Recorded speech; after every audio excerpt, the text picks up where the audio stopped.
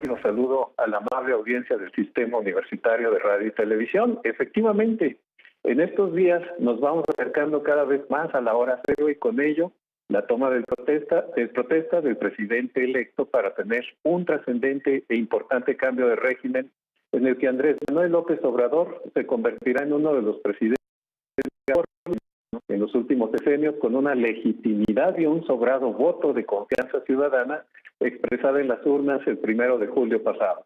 La coalición Juntos Haremos Historia, no hay que olvidar, tuvo un triunfo de más de 23 millones de sufragios en su favor que representaron el 53% de las votaciones y que históricamente constituye la votación más alta en favor de los candidatos de elecciones anteriores. Es importante observar que Enrique Peña Nieto obtuvo 19 millones de votos y si recorremos hacia atrás la historia de los sufragios en favor de los candidatos ganadores, veremos que Felipe Calderón logró 15 millones, en tanto que Vicente Fox, primer candidato ganador que inauguró la era de la alternancia, obtuvo cerca de 16 millones. Su antecesor, Ernesto Zedillo, 17 millones y Carlos Salinas, poco más de 9,5 millones de votos.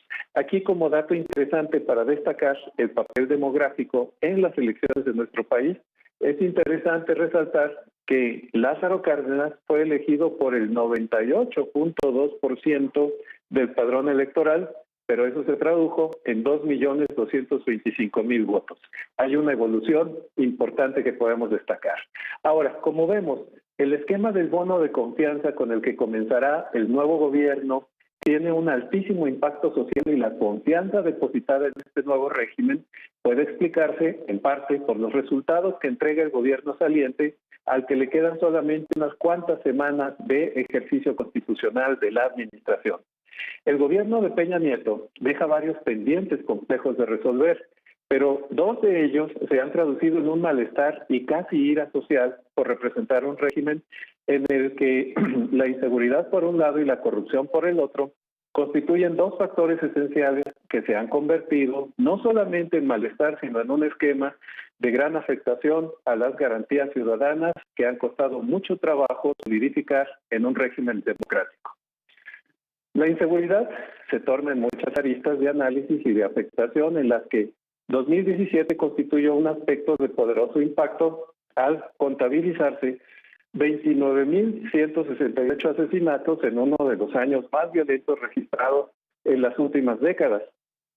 Ese nivel de falta de controles del Estado sobre un fenómeno al que despreocupadamente las autoridades señalan como problemas entre bandas del crimen organizado, resulta en una paradoja porque parecería que es un asunto de grupos violentos que funcionan al margen del Estado y que se podría mencionar que la falta de control entre estos grupos ha llegado a esos niveles.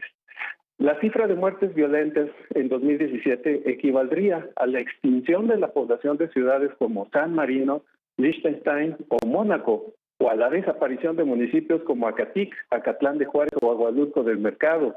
Es decir, no se trata para nada de un problema menor y esas bandas no operan al margen del Estado, sino en el Estado. Y ahí la gravedad de este tema y la gran desconfianza ciudadana respecto a la capacidad del Estado de garantizar los preceptos constitucionales del derecho a la vida y a las condiciones para vivir en paz y armonía.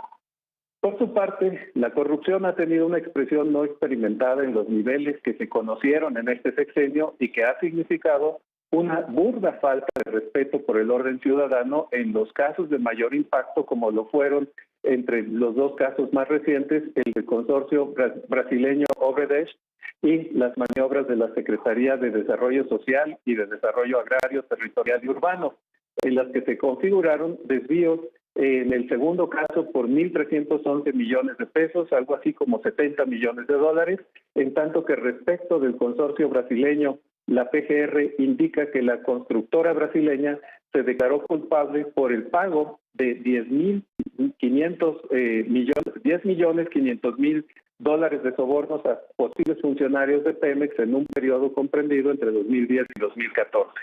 Los conflictos de intereses de la Casa de Malinalco y la denominada Casa Blanca, que tocaron directísimamente al presidente y sus más cercanos colaboradores, no han tenido consecuencias alguna desde perspectiva administrativa o legal. Sin embargo, sin duda, En la recapitulación de este sexenio y de este escenario remite a explicar una importante parte del descontento que generó este régimen, independientemente de casos graves como Ayotzinapa, Tlatlaya, Tanuato, Apatzingán, Nuevo Laredo y el caso de Pegasus. En junio de 2008, por otra parte, a mitad del año se habían dado 7 homicidios a periodistas, mientras que en todo el sexenio de Peña Nieto suman 55 más los que se han sumado de junio a estas fechas. Esto informó la Comisión Nacional de Derechos Humanos. En transiciones de gobierno pasadas, al largo periodo entre la elección a la toma de protesta el 1 de diciembre, se le concedía como el tiempo en el que el presidente electo contaba con ese espacio para armar un proyecto de administración y gobierno y elegía a los funcionarios que encabezarían las carteras administrativas importantes en el país. Actualmente la situación es diferente prácticamente desde el mismísimo 1 de julio. Una de las reglas no escritas de los expresidentes mexicanos era la de apartarse del escenario político de primer nivel luego de la sucesión. En este caso parecería que el presidente Peña Nieto se adelantó al silencio y las decisiones y la organización del país han sido establecidos por un presidente de facto, pero sin la investidura constitucional hasta este momento. Lo anterior ha creado un problema en el que los ciudadanos no encontramos la certidumbre que debe ofrecer un régimen administrativo, ni del que sale, ni del gobierno entrante.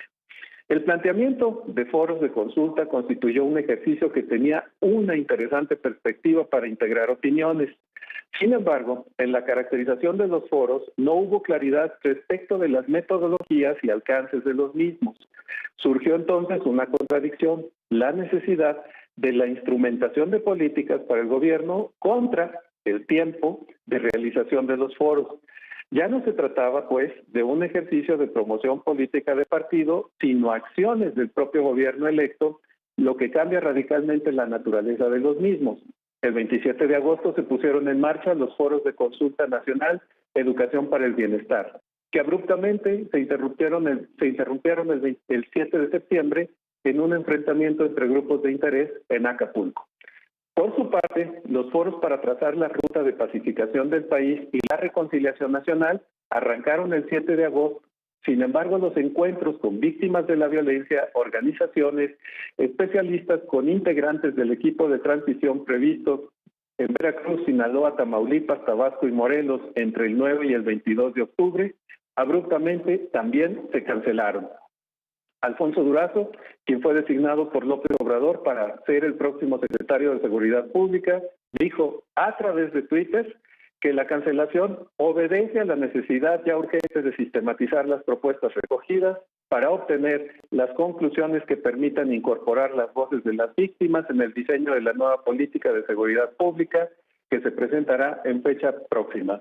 Entonces, aquí queda la duda respecto al hecho de si el propio Durazo no sabía de antemano que ese era el reto de la realización de los foros. Por otra parte, el juego semántico de realizar un balance de opiniones al que se le denominó consulta popular ha generado un gran malestar, o en todo caso una gran incertidumbre, porque constitucionalmente la figura existe y la propuesta de su realización no se apega al texto constitucional. Intervino menos del 2% del padrón electoral. El resultado fue 70% por la cancelación y 30% para mantener el esquema, es decir, 700,000 votantes para una población de 120 millones de habitantes y por el sí, 700,000 por el sí y 300,000 por el no. El mensaje es complejo en la medida en que el nuevo sistema sería un sistema de corroboración y de utilización de las mayorías como forma de regulación sin espacio de expresión para las minorías. Hay aún algunas semanas para poder redefinir el esquema de gobierno que, como ya señalamos, cuenta con una gran expectativa popular para una verdadera reconciliación y no de confrontación. Así pues, Josefina y José Ángel, agradezco mucho la oportunidad de comentar y les mando un cálido saludo y a través de ustedes a la amable audiencia del Sistema Universitario de Radio y Televisión. Muchas gracias y buenas tardes. Doctor Armando Zacarías, como siempre, agradecidos. Hasta la próxima semana. Muchas gracias. Pues ahí tiene usted, a propósito de este sexenio, de la corrupción y la inseguridad y los titubeos opacos del que inicia.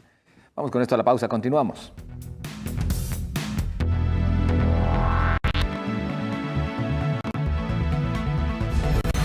Regresamos con Señal Informativa, emisión vespertina,